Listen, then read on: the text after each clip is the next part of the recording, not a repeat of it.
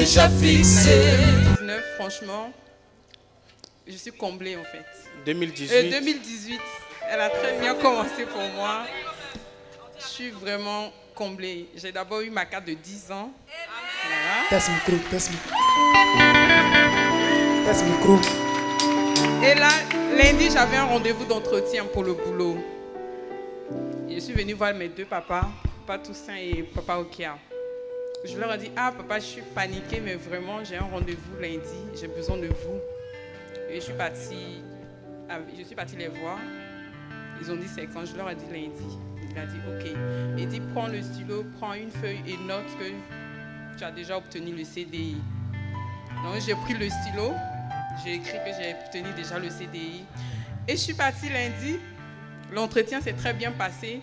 Et mardi, on m'appelle. On dit, mademoiselle Série, on retient votre candidature. Donc après ça,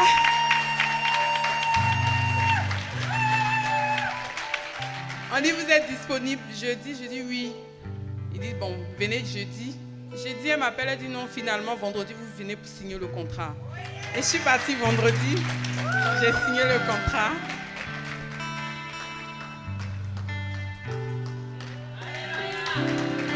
J'ai le contrat qui est là.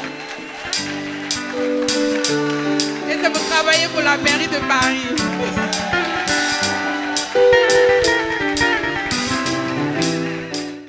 Deutéronome chapitre 28 à partir du verset 8. L'Éternel ordonnera à la bénédiction d'être avec toi dans tes greniers et dans toutes tes entreprises. Il te bénira dans le pays que l'Éternel, ton Dieu, te donne. Amen. Je relis ce qu'elle a lu. Vous avez bien entendu, non? L'Éternel ordonnera à la bénédiction d'être avec toi dans tes greniers et dans toutes tes entreprises. Il te bénira dans le pays que l'Éternel, ton Dieu, te donnera. Si tu aimes la parole, tu dis Amen avec moi. L'une des paroles les plus prononcées aujourd'hui à l'église, vous pouvez vous asseoir. L'un des mots qu'on rencontre le plus dans nos moments de prière, dans nos veillées, nos conférences, eh bien, à part Jésus ou Dieu, c'est le mot bénédiction qu'on rencontre le plus. Bénédiction parce que, en réalité, ça présage de quelque chose de bon. On n'aime pas malédiction parce que personne n'a envie de fricoter avec la malédiction. Par contre, la bénédiction est une très bonne chose. Elle affecte à la fois tous les compartiments de notre vie et on veut en jouir tout le temps. La bénédiction, c'est la chose soit qui nous poursuit, soit qu'on a envie de poursuivre. Et personne ne veut s'en priver. On voudrait être toujours béni. Et même une simple salutation de que Dieu te bénisse, ça fait plaisir. On aime ça. Parce que la bénédiction est d'une sorte de rareté. Et pourtant, c'est l'un des mots les moins compris de la parole de Dieu. Certaines personnes ont mal fait de comprendre que la bénédiction est la chose qui est la plus accessible dans la Bible. C'est faux. C'est la chose qui est la plus difficile à avoir. Ah, ok, d'accord. J'aime quand vous êtes triste. En fait, la bénédiction, ce ne sont pas des bonbons que Dieu partage. La bénédiction, elle est méritoire. Faites une différence entre l'amour de Dieu et la faveur de Dieu. Je vais vous expliquer pourquoi. L'amour est inconditionnel. Je vous donne un exemple. J'ai une fille, Rissa. Quand elle était plus petite, elle était au primaire, elle m'a envoyé son relevé. Et j'ai vu dedans 18e. Elle avait tous les avantages. En tout cas, je luttais pour lui donner ce dont elle avait besoin. Mais 18 ans, 18e de sa classe là, je lui ai posé une seule question. Tu étais où? Et puis les 17 là t'ont dépassé. Vous comprenez? Je lui ai coupé tous les avantages. Plus de glace, plus de faveur, plus rien. J'étais devenu méchant en guillemets. Ça n'avait rien à voir avec mon amour. J'aime ma fille. Mais à cause de son rang, il y a des avantages qu'elle ne peut plus avoir. Vous comprenez ce que je dis maintenant? Donc, il y a une différence entre la faveur et l'amour. Donc, mon amour, quoi qu'elle soit mauvaise, mon amour ne changera jamais vis-à-vis d'elle. Donc, vous, même quand vous péchez, Dieu vous aime. Ça ne va jamais changer. Personne ne changera ça. Mais quoi qu'il vous aime, il ne vous empêchera pas d'aller en enfer. C'est ça aussi qu'on doit comprendre. Il t'aime, mais tu vas aller en enfer quand même. Si tu es têtu, tu vas y aller. Alors, je lui ai dit, il suffit juste que tu relèves ton niveau. Si tu es première, je te donne ça, je te donne ça, je te donne ça. Et moi, il parlait comme ça, je te donne ça, je te donne ça. La petite fille a enregistré. Vers 1h du matin, non, 4h du matin, je me lève pour aller faire pipi. Ma fille, la petite là, est debout. Mariam joue à la balle. C'est la jolie moto de papa. Elle est en train de lire. My goodness. Ça veut dire que dans sa tête là, c'est que le gars a dit, il va me donner ça. Tu comprends ce que je dis? J'ai eu pitié. Mais après je me suis ressaisi, j'ai dit non, on n'a qu'à souffrir. Parce que la faveur se mérite. Au prochain classement, elle m'envoie son relevé en souriant. Mais c'est le même sourire qu'elle m'a esquissé la dernière fois. Donc je lui ai dit, j'espère que c'est pas tu as laissé des gens passer encore. Il dit, papa, laisse-moi te donner d'abord. Donne. Et elle me tend un relevé. Et quand je regarde, elle est première. Et moi qui saute. Wow! Elle dit, papa, ne saute pas trop vite. Tu as dit que si je suis première, tu donnes ça, tu donnes ça, tu donnes ça. Joe, je venais de finir une veillée. Je n'ai pas encore ouvert l'enveloppe, mais c'était dans ma poche. Mais quand je calcule ce que lui a promis là, c'est 1/2 de mon offrande. Mais comme j'ai promis, je vais faire. Le même jour, je lui ai donné tout ce qu'elle voulait. Vous comprenez ce que je vous dis? Donc, vous pouvez avoir l'amour de Dieu sans avoir sa faveur.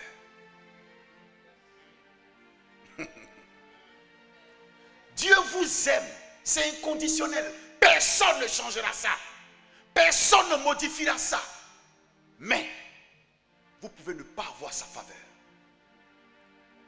Et ici, le mot bénédiction n'est en rien une promotion de la parole de Dieu. La bénédiction est une chose qui coûte cher, donc qui est soumise à condition. Regardez quand vous lisez bien même le chapitre, à partir du verset 28, du moins du chapitre 8, à partir du verset 1, vous regardez, ça commence par quoi? Si, condition. Ça veut dire que tout ce qui est en bas qui t'est donné là n'est rien si le si n'est pas respecté. Vous comprenez ce que je vous dis? Donc on va te dire, tu vas avoir voiture. On dit, on a compris. Mais il y a si. Si en haut. Donc nous on lit en bas, mais on n'a pas lu en haut. Là. Si. Vous comprenez ce que je dis? Et il affecte 3 niveaux de votre vie. Regardez ce qu'il dit. L'Éternel ordonnera la bénédiction d'être avec toi. Avec toi c'est simple. Ta santé, tes enfants, ton foyer, ton équilibre. Tout ce dont tu as besoin pour t'épanouir physiquement. Vous comprenez ce que je dis? Ensuite, pour que tu puisses te stabiliser dans ce bonheur, et je vais doucement pour que vous compreniez, on monte le niveau de bénédiction, on dit dans tes greniers. Aujourd'hui, le grenier signifie l'épargne. Combien de gens vivent sur le fil du rasoir, qui fuient même le coup de fil? Parce que dès que le salaire est arrivé, dès qu'il est passé, il n'y a plus rien. Donc, les situations même vous effraient. Dieu dit, je vais m'arranger de sorte à ce que, comme la bénédiction est avec toi, c'est-à-dire que si elle est avec toi, avec ton corps, elle va t'empêcher d'être malade. Elle empêchera tes enfants d'être malades et d'être maudits. Elle empêchera ta voiture de faire des accidents bizarres et à la sorcellerie de te torturer. Donc, il te mettra à l'abri de certaines dépenses que tu n'as pas prévues. Et si donc tu ne dilapides pas ton argent dans ces choses imprévues, qu'est-ce que tu fais? Tu épargnes. Celui qui a de l'épargne a une certitude de vie. Il n'a pas peur. Il marche avec une forme d'arrogance. Parce qu'il sait que rien ne peut l'effrayer. Quand on l'appelle, il dit, il y a quoi? Parce qu'il est sûr de son affaire. Mais quand on t'appelle de Guibérou et puis tu prends le téléphone, tu as peur. Abi, on dit quoi là-bas? Tu ne veux même pas quoi? On dit, ah, Zoku est court, hein? Zoku est mort. C'est que tu as mal à la tête parce qu'on t'annonce des nouvelles, mais. Et tu te dis, en fait, quand vous voyez le gars, il fait l'acrobatie, c'est pour dire, je n'ai pas, comment je vais faire?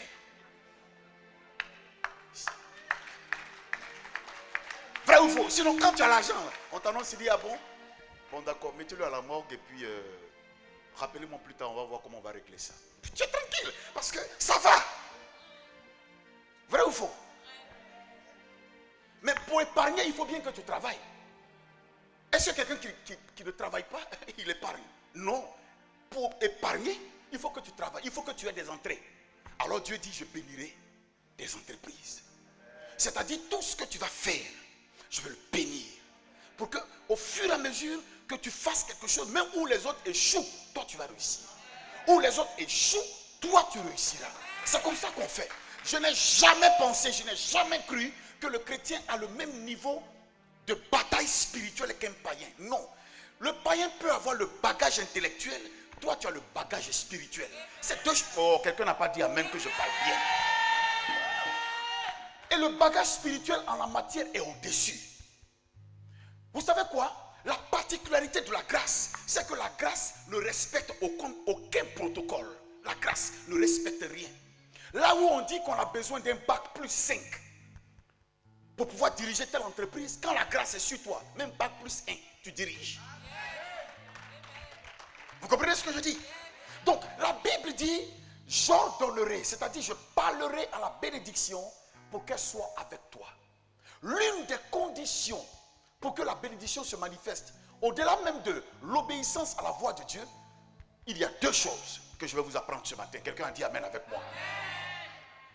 Dieu avec moi le sacrifice. Et je vais vous rendre un témoignage qui est très drôle pour que vous compreniez ce que c'est. Je vais finir tout de suite. Un jour, dans ma galère, je voulais acheter une voiture. Je ne voulais pas appeler un fils spirituel. Vous voyez, souvent les fils, quand ils finissent de payer, ils disent, nous on a payé la voiture de papa. Donc je ne voulais pas. Alors après avoir épuisé tout ce que j'avais pour donner l'avance, il y a des années de cela, il me restait à payer quelque chose comme 500 000, donc disons autour de 1000 euros à peu près. Je me suis mis dans ma chambre et j'ai porté un collant là, bien là, avec un t-shirt. Puis je suis dans la maison, dans la transpiration là. Seigneur, Seigneur, bénis-moi. Seigneur, ouvre les portes. Seigneur, manifeste ta grâce. Et pendant que je prie, au bout d'une heure, on tape à ma porte. Que ne fut ma surprise quand j'ai ouvert la porte? Le plus avare de mes fils spirituels. Il n'a jamais donné plus de 500 francs CFA. Pour vous dire comment il est grave. Un jour, à une veillée de prière, il souffrait d'hémorroïdes en marchant comme ça. C'est-à-dire que c'est sorti, hein. J'ai pris ma jolie main là pour toucher son truc là. J'ai dit, Jésus-Christ te guérit, pouf, c'est rentré, il est guéri. Le gars là quitte pendant le programme. Il court, il va à la voiture. Il dit, papa, attends, je vais te bénir. Il court, il va à la voiture. Et puis il revient à sa main. Oh Seigneur, papa, voilà ton offrande. Il met dans ma main. Il dit, Dieu a touché le monsieur. Pour moi, c'était un chèque, je regarde 500. Donc, vous comprenez qu'une telle personne, quand vous cherchez 500 000 et qu'il se présente à vous, vous avez encore 499 500 que vous devez chercher. Quand j'ouvre donc ma porte, c'est ce gars-là que je vois. My goodness, what are you doing here? Toi, tu fais quoi ici? Il dit, papa, je viens te voir. Il dit, parle. Je n'ai même pas ouvert ma porte dessus. Il dit, parle. Il dit, papa, il dit, parle. Il dit, papa, un cadre, hein? Un cadre. Il dit, papa, en fait, mon entreprise m'envoie en Europe pour aller en mission. Il dit, tu es déjà allé, tu es revenu. Tu es béni à l'aller, tu es béni au retour. C'est tout. Il dit, non, papa, en fait, on m'a donné mes perdiennes et donc, je vais. Bon, ok, donne-moi. Donc, j'ai pris, sois béni, au revoir. Boum, j'ai fermé là. Tellement il m'énerve. Il y a des fils comme ça qui t'énervent, tu ne veux même pas les voir. Parce qu'ils ne sont pas prêts pour Dieu, donc tu n'es pas prêt pour eux. Dès que je rentre dans ma chambre, je continue de prier. Mon cœur s'est abaissé, je continue de prier. Et pour la première fois de ma vie, Dieu va me parler dans mon dialecte. Il dit, qui prie? Donc je regarde l'enveloppe et je dis, aïe, Dieu dit quoi? Donc je vois l'enveloppe là, je dis, ça c'est quelle enveloppe? Quand vous êtes en colère, souvent même le toucher, ça veut dire, qui prie? Prends l'enveloppe ou prends l'argent. Donc maintenant que je vais voir ce que c'est dans l'enveloppe, donc je prends l'enveloppe qui maintenant est plus épaisse que ce que j'avais imaginé. Peut-être c'est sujet de prière. Et j'ouvre, c'est des liasses de 10 000 collés comme ça. Petit collés. Donc, vous voyez, non? Je commence à 1, 2, 3, 4, 5, 6, 7, 10, 100 000, 200, 300, 400, 500. Dès que je prends mon téléphone et je l'appelle, j'ai dit, fils, il dit, oui papa. J'ai dit, tu vas aller au ciel sans mourir. Tu vas aller au ciel sans mourir. Personne ne va t'empêcher au ciel là. On va t'accompagner, tu vas au ciel sans mourir.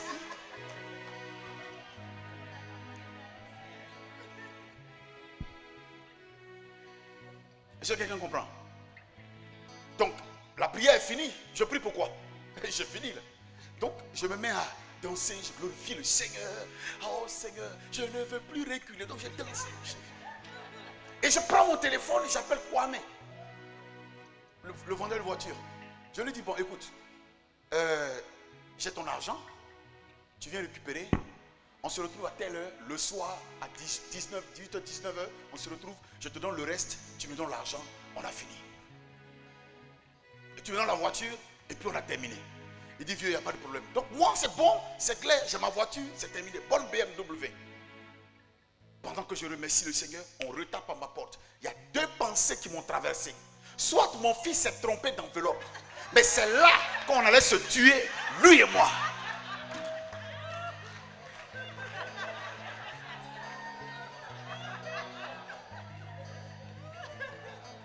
J'aime quand l'église rit comme ça. Oh my God.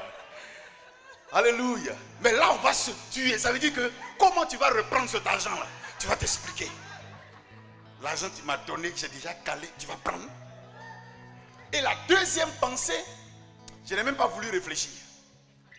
Donc, j'ouvre et ce n'est pas lui que je vois. Donc, je suis rassuré. Et qui est-ce que je vois? Je vois une vieille femme transpirant qui est arrivée me voir, qui a pratiquement l'âge de ma mère. Elle me dit bonjour papa, bonjour mon fils. Elle dit bonjour maman. Pour moi elle s'est trompée de porte. Qu'est-ce que tu cherches? Elle dit en jetant des regards perdus, elle dit je cherche un prophète. Il s'appelle Kipré. Hassan Kipré. Je vais lui dire c'est pas moi. Parce que le visage de la maman là est une expression de besoin. Je lui dis bon ok, maman c'est moi. Elle est tombée dans mes bras en pleurant. Elle venait de Yopougon, cité policière, pour me trouver jusqu'à Angré, une maison qu'elle ne connaît pas. Elle dit il y a une voix qui lui a dit va à gauche, va à droite, fais comme ça pour trouver la maison. Écoutez bien ce témoignage. Je le rends tout le temps. Et quand elle est arrivée chez moi, pour moi c'est une prophétesse qui est venue chez moi. Parce que tu ne peux pas venir chez moi comme ça avec pas à gauche, pas à droite, pour rien. C'est une prophétesse. Elle est arrivée chez moi. La femme descend chez moi, je lui donne à boire et tout. Et là je lui demande les nouvelles. Maman, qu'est-ce qui se passe? Elle dit, je dormais la nuit. Je suis veuve. Et j'avais un souci. J'ai un problème que je dois régler avant, jusqu'à demain. Et j'ai demandé à Dieu d'ouvrir la porte. Et le Seigneur dit qu'il t'a remis 500 000 pour moi.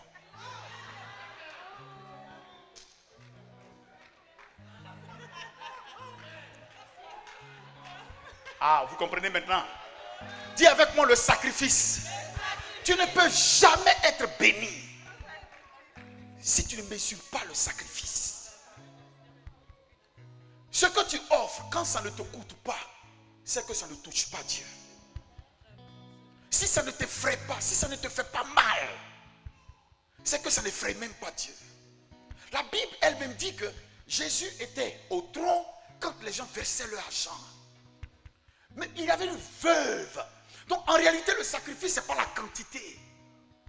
C'est ce que ça représente dans ta vie. Vous comprenez ce que je dis? Quand elle a dit ça, j'ai dit, maman, je viens. Je suis rentré dans ma chambre. Je prie cette parole au nom puissant de Jésus-Christ de Nazareth. Puis j'ai regardé le ciel, j'ai dit, mais Seigneur, il y a quoi?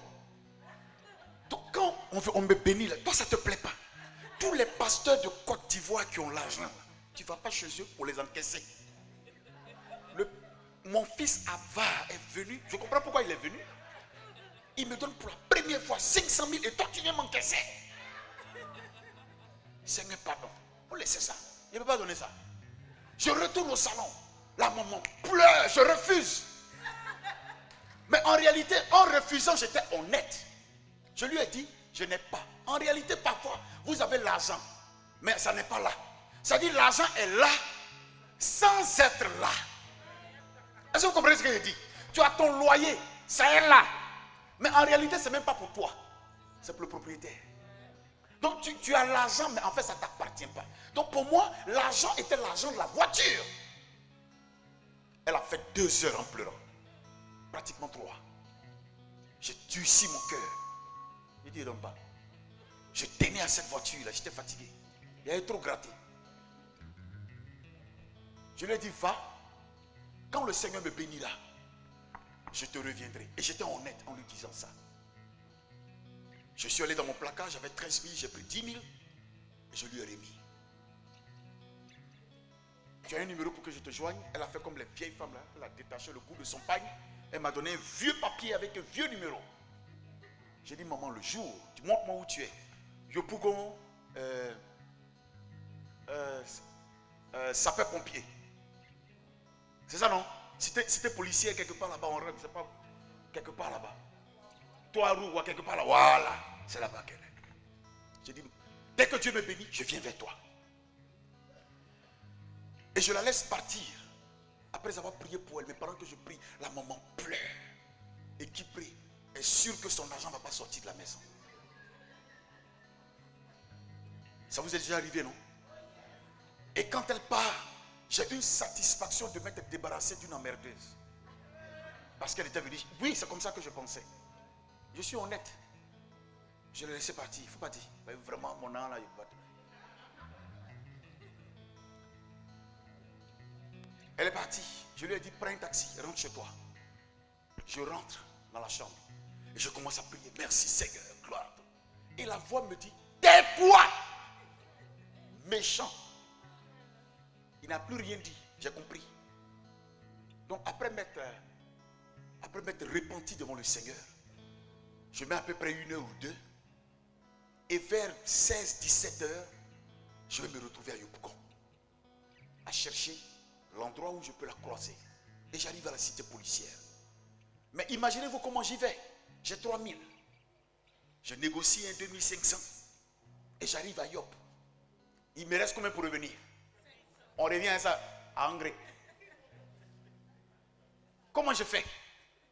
Donc en fait, pour le moment on s'en va, mais je ne sais pas comment je vais revenir. J'ai 500 000. J'enlève 50 000, je dis Seigneur, j'ai obéi à ta voix. Donc ça c'est mon transport pour le retour. Je lui ai donné 450. Je me dis que la vieille a au moins 50 000 pour compléter son argent. Je l'appelle quand j'arrive. C'est un jeune qui décroche.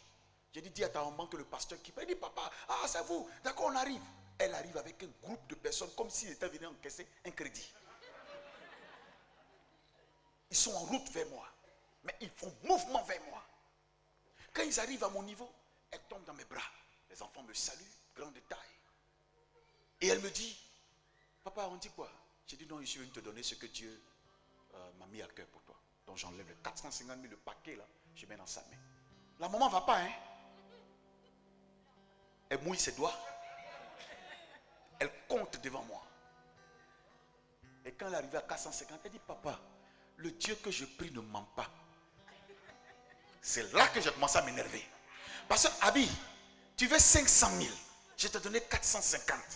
Tu vas lutter encore avec moi? Elle dit, Dieu m'a dit 500. Et elle va ajouter, Jéhovah Jireh ne ment pas. C'est là qui m'a énervé maintenant.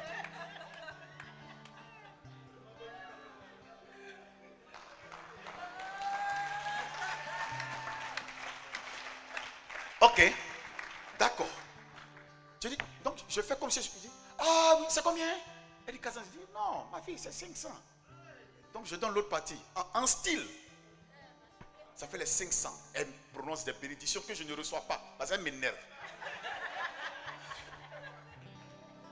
Quand elle finit, c'est le père. Donc le fils va arrêter un taxi pour que je parte. Et moi, je sais que je ne peux pas payer ce taxi-là. Donc je lui dis, non, je marche un peu. T'inquiète, le père va prendre un taxi. Je ne peux pas lui dire que je n'ai pas. Abi, je vais marcher. En cogitant pour voir comment je vais arriver chez moi. Ce témoignage va déclencher quelque chose dans ta vie. Quelqu'un a dit amen. Lève-toi. Vous savez quoi? Quand vous avez un père, vous avez une autorité spirituelle. Apprenez à vous connecter à son onction. C'est super important quand vous êtes dans une église. La bénédiction, elle ne vient pas forcément. On la traque, on la poursuit, on la cherche. Il faut la pousser, il faut la tirer. Viens avec moi, il faut la brutaliser. Suis-moi. Est-ce que quelqu'un a dit amen? Assieds-toi, je reviens à toi encore. J'étais fatigué. Hein? Et en marchant, j'ai commencé à être en colère. J'ai dit, mais c'est quoi ce Dieu-là? Subitement, mon fils a commencé à m'énerver. Vous voyez, c'est lui.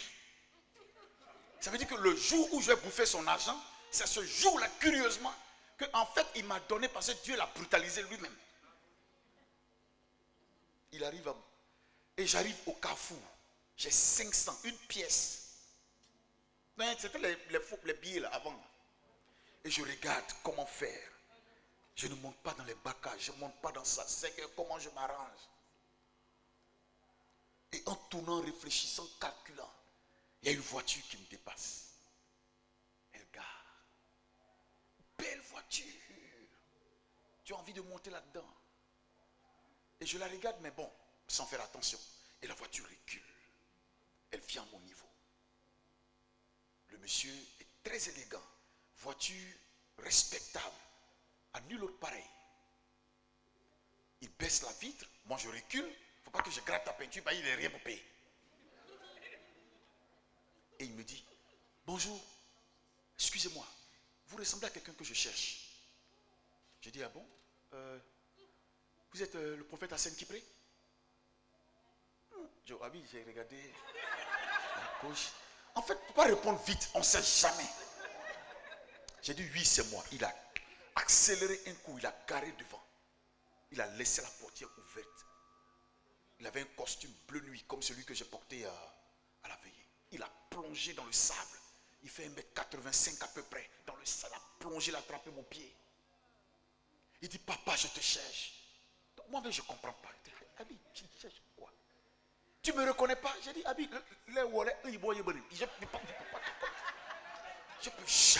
je peux jamais savoir qui tu es. Parce que là où je suis, là, je ne reconnais rien. Ils ont pris tout mon argent. Tu es qui? Il dit, c'est moi. J'ai dit, oui, mais qui? Il dit, tu ne te souviens pas, l'église méthodiste Port-Boué. On m'a envoyé dans une brouette après 18 ans de paralysie. Je ne marchais pas. Quand je suis arrivé, tu as fait que j'ai marché. Tu es béni, fils. J'ai dit, hey. Il dit, c'est toi, je te cherche. J'ai dit, fils, lève-toi. Et je me suis souvenu de lui. Il dit, tu vas où? Il pleure. Donc le bakaman dit, c'est gâté dans le coin. Et je me suis rendu compte que les gens se sont attroupés autour de nous.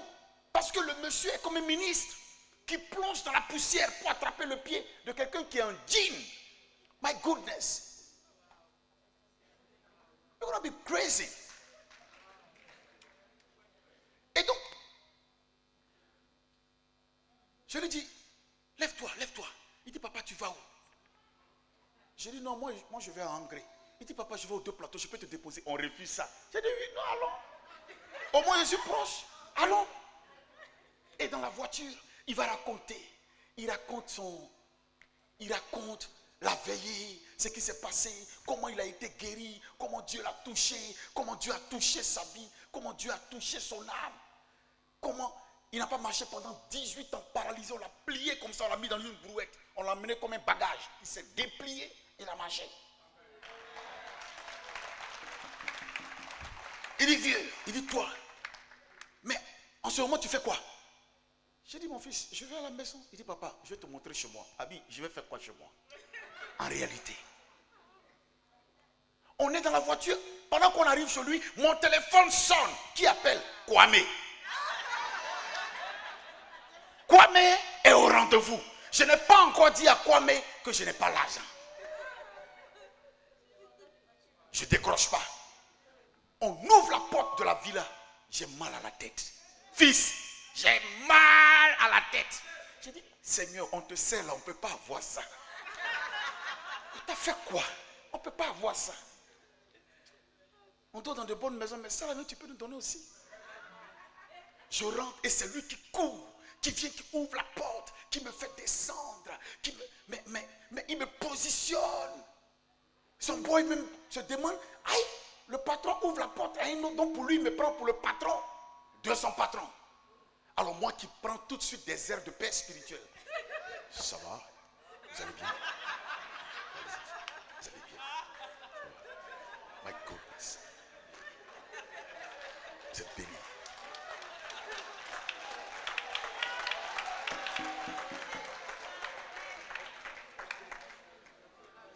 Je salue. Ça va? Ah, servante, ça va? Tu vas bien? Et puis, j'ai changé. Tu connais ma démarche là, non? Comment ça marche? Mon fils, il dit que je n'ai pas changé de démarche depuis des années. Et je rentre dans son salon, je m'assois. À l'époque, mes fauteuils étaient un peu durs. Donc quand tu t'assois, tu ne t'attends pas à rentrer un peu dedans. Mais pour lui, là, c'est tellement rembourré que je suis bien descendu. Il a dit, oh God, il y a fauteuil et il y a fauteuil.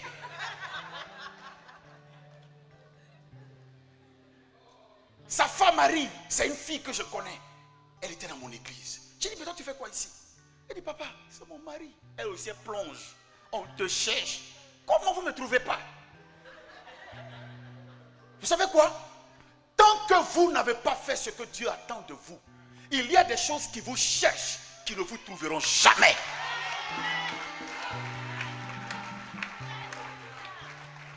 Il y a des choses qui vous cherchent. Et chaque chose, ça tourne autour de vous. Et c'est pourquoi très souvent vous constatez que, en fait, tu sens que tu dois avoir l'argent. Ça doit venir. Mais curieusement, ça ne vient pas. Pourquoi? Parce que ce que tu dois faire pour ça, tu n'as pas encore fait. Donc ça va. Ça vient. Tu sens, mais ça retourne. Oh. Après avoir causé, ils m'ont donné un peu d'arachide. Je me suis laissé aller comme le père. J'ai lancé 2 arachides là. J'ai attrapé. J'ai dit, fils, ça va bien. Très à l'aise. Ils me disent, papa, on vient. Donc la duplex là, ils montent, ils vont en haut. Ils me disent, papa, on vient. Et ils montent chez eux. Je suis en bas. Je vous parle de la bénédiction. Je vous parle du sacrifice. Quand Dieu vient te demander quelque chose, il te demande parfois des choses dans les temps où c'est dur. Oh, quelqu'un n'a pas dit amen avec moi. Ça veut dire que quand vous voyez un prophète débarquer dans une église au moment où c'est dur, c'est parce qu'en réalité, une nouvelle porte doit s'ouvrir dans ce temps difficile. C'est exactement comme ça. Et le monsieur, qu'est-ce qu'il fait? Il monte avec sa femme. Au bout de 5 minutes, il descend. Moi, qui me crois chez moi, le téléphone sonne. Qui appelle? Kwame.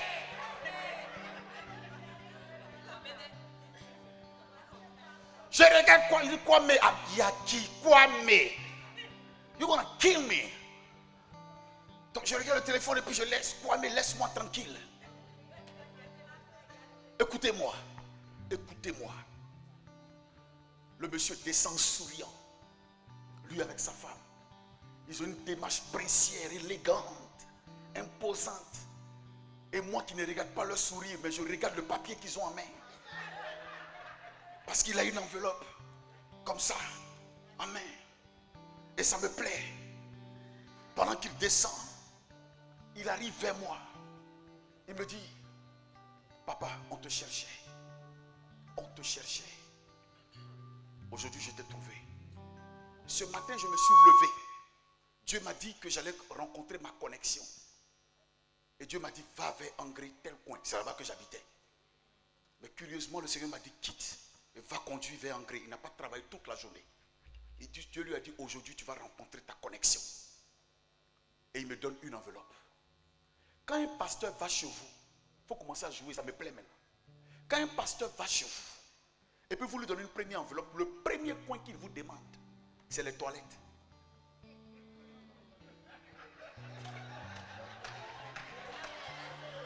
Ah, ça c'est le secret. Béni, il était livré, hein. Les toilettes pour pouvoir checker l'enveloppe. Donc, subitement, il dit, fils, je n'ai pas dit merci, on me dit, tu as les toilettes. Mon téléphone sonne, qui appelle? Quoi? Je cours, je vais. On a fini vite, fils, on a fini. Je cours, je vais aux toilettes. Je n'ai aucun besoin physiologique, mais je veux les toilettes. Je rentre aux toilettes, je ferme, je tire la chasse d'eau pour brouiller les pistes. Et avec fracas, j'ouvre l'enveloppe. Je retrouve un petit chèque dedans, je regarde dessus. 10 millions de francs CFA.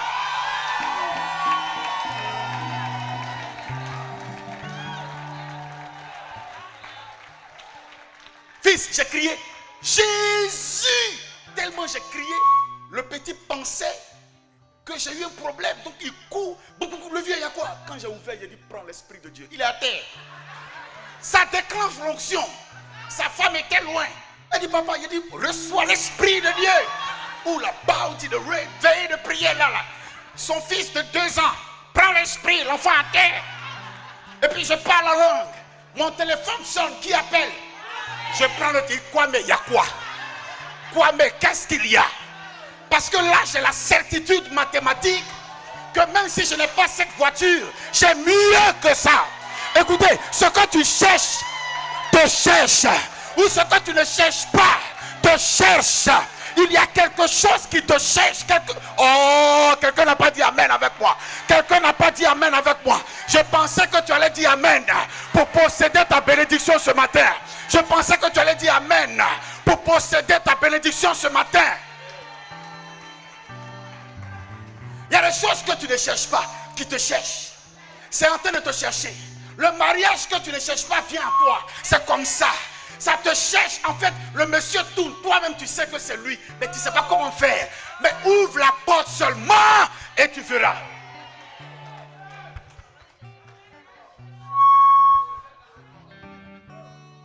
Ce que tu ne cherches pas, là où tu ne t'y attends pas, c'est là que Dieu te surprend. Là où tu ne t'y attends pas, c'est là que Dieu te surprend. Je ne crois pas que Dieu t'ait appelé pour que tu souffres comme tout le monde. Non, non, non, non, non, non. Je crois que Dieu doit faire de toi quelqu'un qui peut marquer la différence. Quelqu'un, quand on parle de Dieu pour toi, il dit oui, celui-là, je me reconnais en lui. Il faut que tu accélères les choses dans ta vie. Quelque chose se passe dans cette salle. Dieu est en train d'ouvrir des portes pour des personnes. Dieu est en train de changer des situations dans la vie de certaines personnes. Écoute, il y a une surprise pour toi avant la fin d'année. Il y a une bonne nouvelle pour toi avant la fin d'année. Yes. Il y a quelque chose qui va changer dans ta vie. Au nom puissant de Jésus-Christ de Nazareth. Yes. Woo. Yes. Hey. Woo. Woo. Maintenant, je peux aller voir quoi, mais j'ai dit à quoi, mais la voiture que tu me proposes, je ne veux pas. Ça m'énerve. Ça ne me plaît pas. Parce que je peux. Vous comprenez ce qu'on appelle le sacrifice? Dieu te prend ce qui te coûte cher. Dieu te prend ce qui a de la valeur pour toi. À des moments où tu penses que tu en as le plus besoin. Mais lui, il prend ça. Il a dit à Abraham, je t'ai promis certes un fils que je te donne, mais redonne-moi ce fils-là. Abraham avait la possibilité de lui donner un autre fils. Ismaël, il dit non, non, non, non, non. Et il précise, je veux Isaac, celui que tu aimes. Dieu ne prend pas ce que toi tu n'aimes pas. Pourquoi toi tu n'aimes pas? Et c'est à moi que tu donnes. Il dit ce que tu aimes, c'est ce que je fais. Donne-moi Isaac. Abraham a tourné, mais il a donné Isaac. Et Dieu lui a dit, comme tu as obéi, je vais monter le niveau de ta bénédiction. C'est une prophétie dont le temps est déjà fixé. Elle m'achevait son thème. Elle ne mentira pas.